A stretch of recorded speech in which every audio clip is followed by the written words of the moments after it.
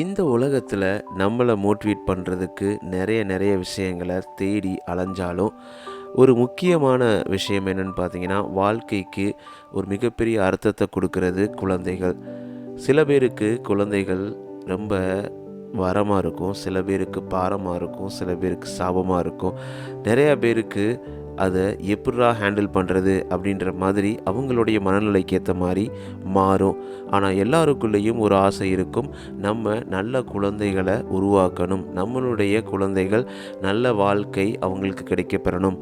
நமக்கு கிடைச்சா மட்டும் போகாது, நம்ம குழந்தைகள் நம்மளுடைய அடுத்த சந்ததிகள் நல்லபடியாக இருக்கணும் அப்படின்ற எண்ணம் மன நிறைவாக நம்ம கூட எப்போவுமே இருக்கும். ஆனால் அந்த பேரண்டிங் ஸ்கில் ரொம்ப கஷ்டம்தான். ஸோ இந்த எபிசோட் பேரண்டிங், ஒரு கிரேட் எஃபெக்டிவ் பேரண்டிங், ஒரு சூப்பர் சக்ஸஸ்ஃபுல் கிட்டை எப்படி நம்ம உருவாக்குறது, அதுக்கு பெற்றோர்களாக நம்ம என்ன பண்ணுறது. அப்போ நீங்கள் சில பேர் கேள்வி கேட்கலாம், எனக்கு இன்னும் கல்யாணமே ஆகலை, இந்த எபிசோடு எவ்வளோ யூஸ்ஃபுல்லாக இருக்கும் அப்படின்னு சொல்லிட்டு. கண்டிப்பாக யூஸ்ஃபுல்லாக இருக்க போகுது. கண்டிப்பாக இதில் கேட்குறது மூலமாக நீங்கள் ஃப்யூச்சர் பேரண்டிங் ஆக தானே போகிறீங்க. அது மட்டும் இல்லாமல் உங்களுடைய அண்ணனோ அக்காவோ உங்கள் சொந்தக்காரங்களோ உங்களுக்கு தெரிஞ்ச ஃப்ரெண்ட்ஸோ அவங்க பேரண்டிங் இருக்கும்போது இதை நீங்கள் அவங்களுக்கு ஷேர் பண்ணலாம். இந்த மாதிரி நிறையா பெனிஃபிட்டோட முதல் முறையாக நம்ம எபிசோடில் பேரண்டிங் பற்றின ஒரு ஸ்கில்லை நம்மளுடைய ரசிகை கேட்டதுனால நம்ம கொண்டு போகிறோம். தொடர்ந்து இணைந்திருங்கள். Stay tune. நீங்கள் சிரிக்கின்ற போதிலும் அழுகின்ற போதிலும் வழித்துணை போலவே என் குரலுடன் தோன்றுவேன். நீங்க கேட்டுக்கிட்டு இருக்கீங்க RJ Mano, Tamil self help improvement motivational podcast. இது உங்களோட நம்பிக்கை. உங்களால் நான், உங்களால் மட்டுமே நான். அனைவருக்கும் அன்பான வணக்கங்கள். நண்பா நண்பி எல்லாரும் எப்படி இருக்கீங்க?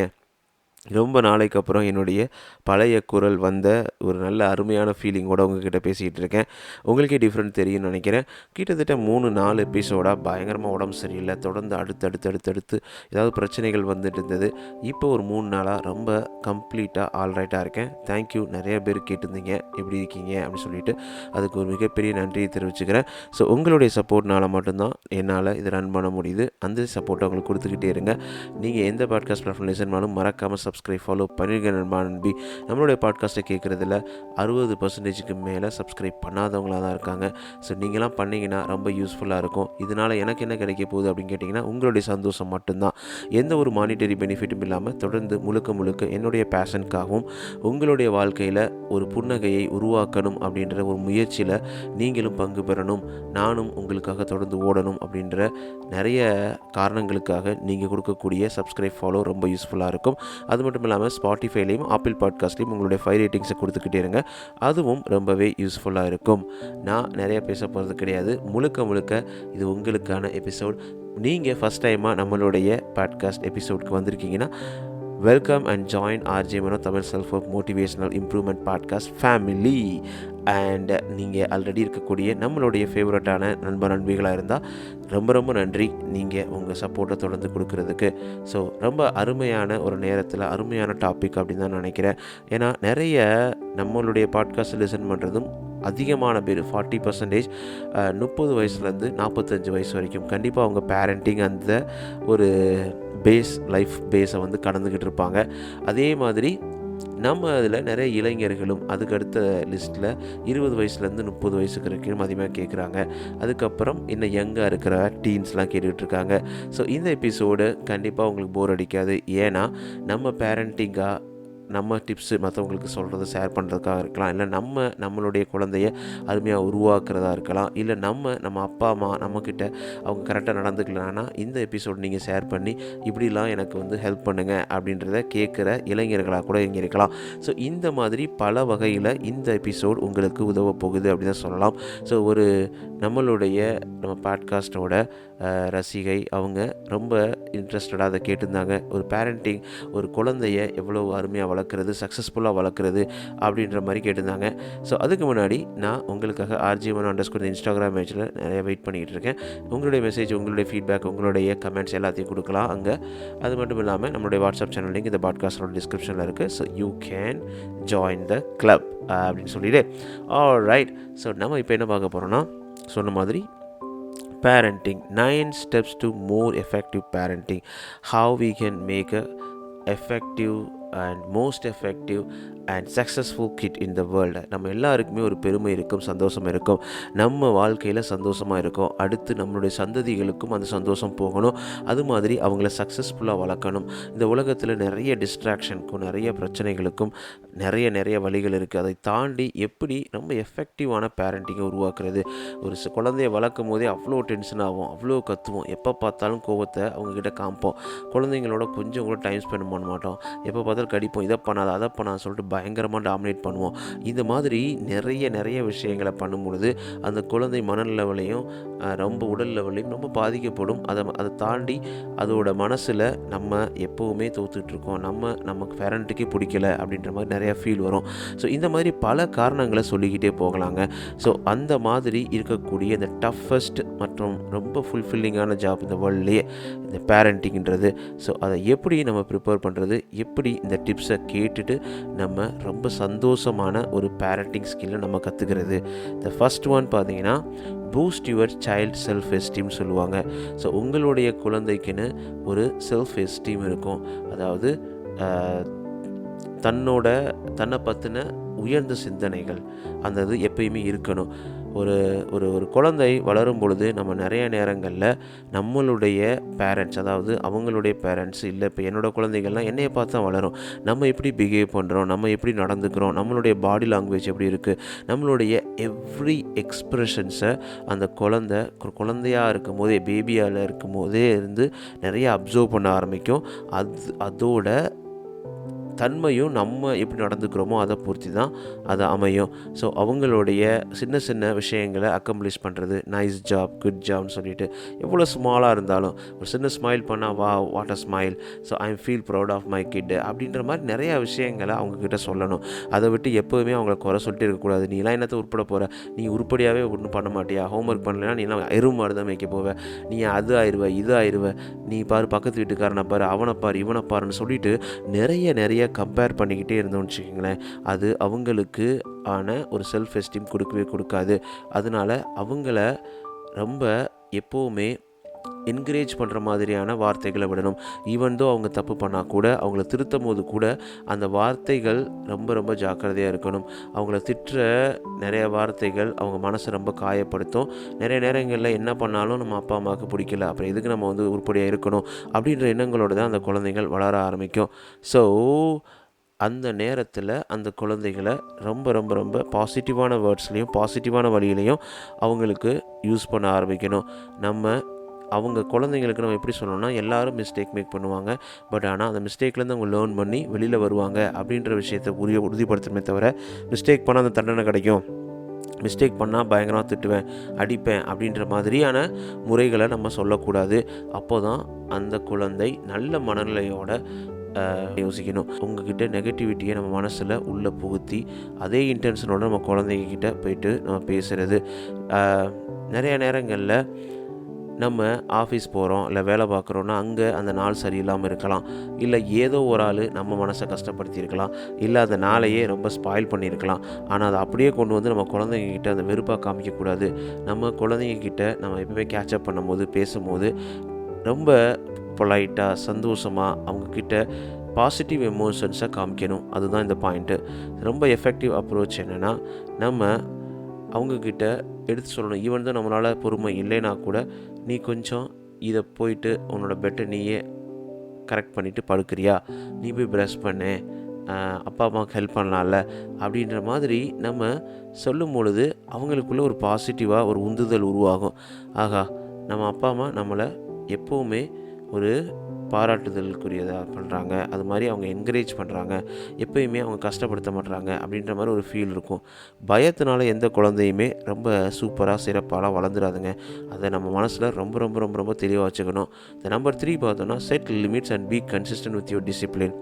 எப்போவுமே டிசிப்ளின் ரொம்ப இம்பார்ட்டண்ட். நம்ம வீட்டில் இருக்கும்போது, ஏன்னா நம்மளை பார்த்தாலும் இந்த குழந்தைங்க வளருது. அப்போ நம்மளே டிசிப்ளின் இல்லாமல் எல்லாத்தையும் தூக்கி எறிஞ்சிட்டு ட்ரெஸ் அங்கே போட்டு இங்கே போட்டு கரெக்டாக ப்ரஷ் பண்ணாமல் எல்லாத்துக்கும் காரணம் சொல்லிவிட்டு எப்படி எஸ்கேப் ஆகணும் பார்க்குறோன்னா, அப்போ அந்த குழந்தையும் ஓகே அப்பா அம்மாவே இப்படி இருக்காங்க, அப்போ நம்ம ஏன் அதை பண்ணக்கூடாது, அவங்க ரெஸ்பான்சிபிளாக இல்லை, நம்ம மட்டும் ஏன் ரெஸ்பான்சிபிளாக இருக்கணும் அப்படின்ற ஒரு எண்ணங்கள் அவங்க மனசில் நிறையா வர ஆரம்பிச்சிடும்.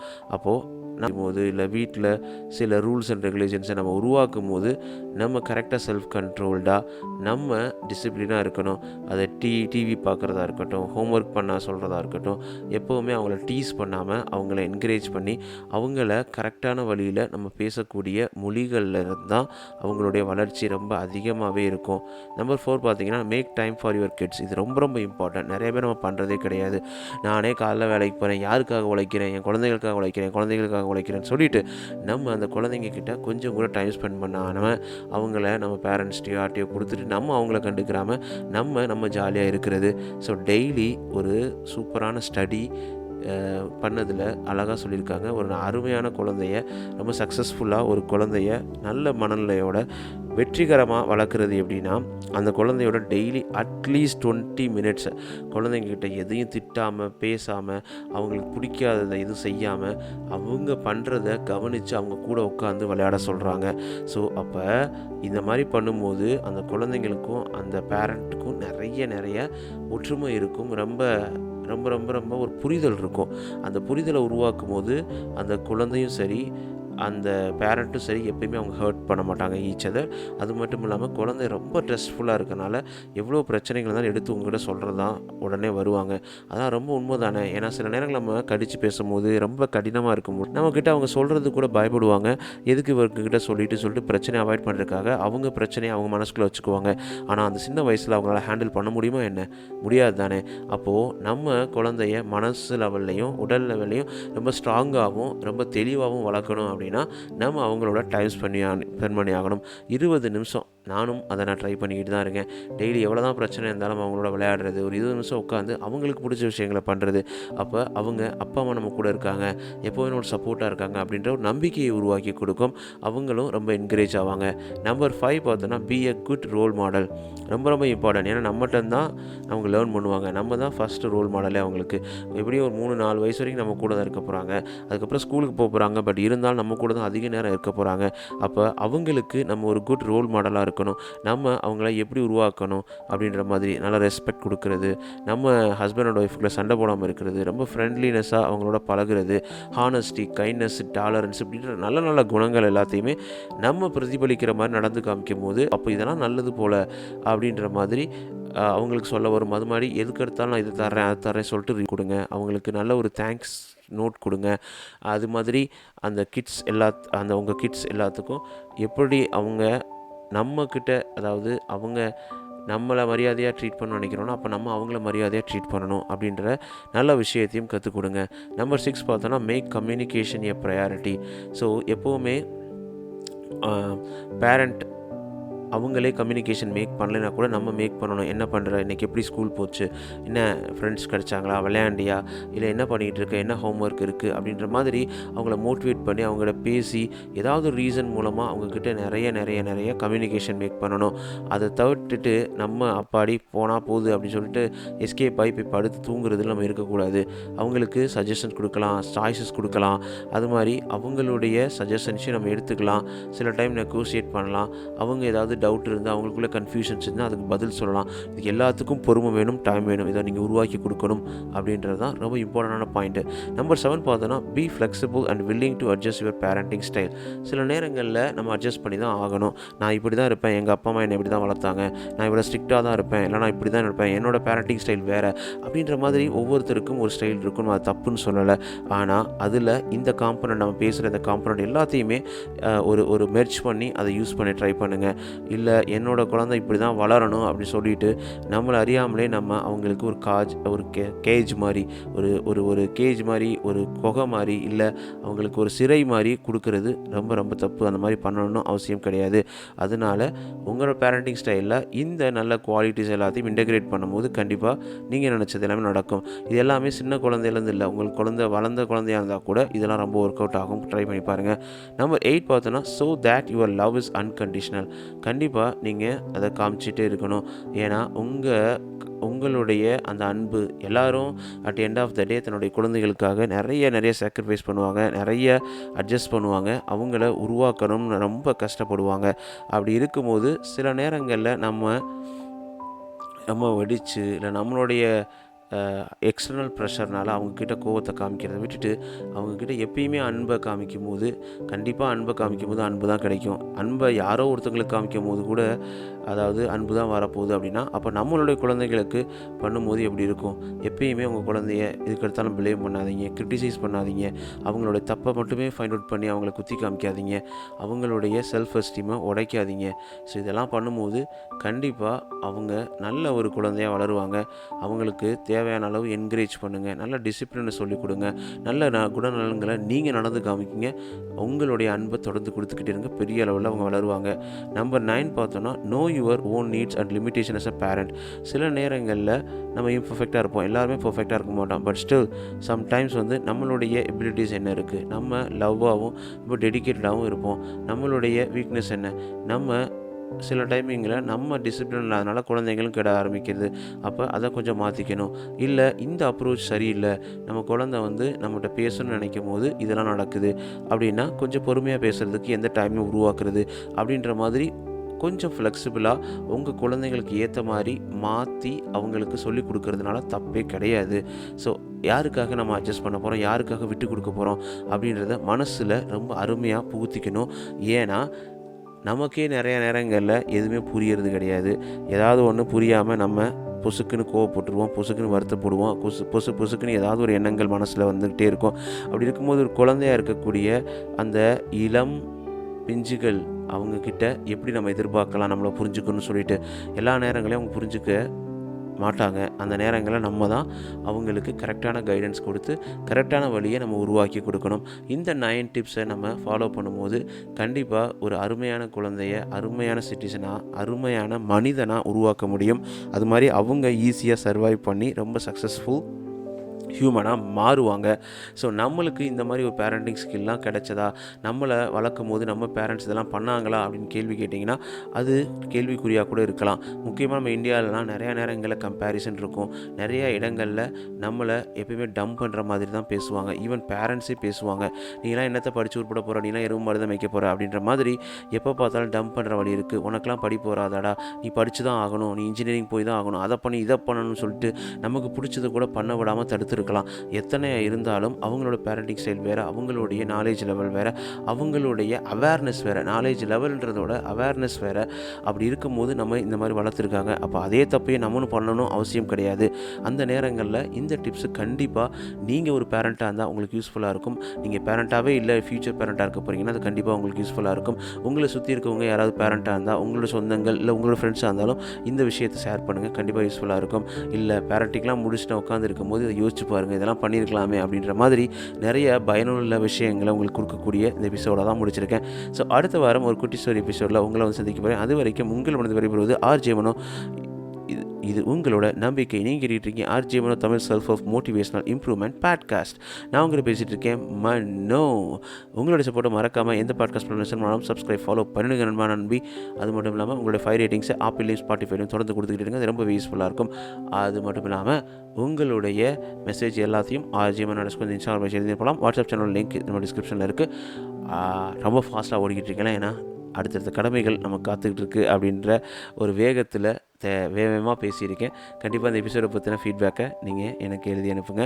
ஸோ ஆல்ரைட், நம்ம அடுத்த வாரம் சூப்பரான ஒரு எபிசோட உங்களை சந்திக்க போகிறோம். இந்த சூப்பர் எபிசோடை நீங்கள் சப்போர்ட் பண்ணுங்கள், ஷேர் பண்ணுங்கள். உங்களுடைய வாழ்க்கையில் அதை அப்ளை பண்ணி பாருங்கள், அது எப்படி இருந்தது அப்படின்றதையும் எனக்கு ஷேர் பண்ணி பாருங்கள். ஆல்ரைட், டேக் கேர் நண்பா நன்பி. Bye bye, see you.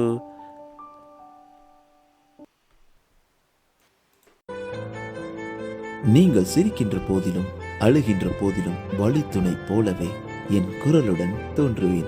நீங்க கேட்டுக்கிட்டு இருக்கீங்க RJ Mano Tamil self help improvement motivational podcast.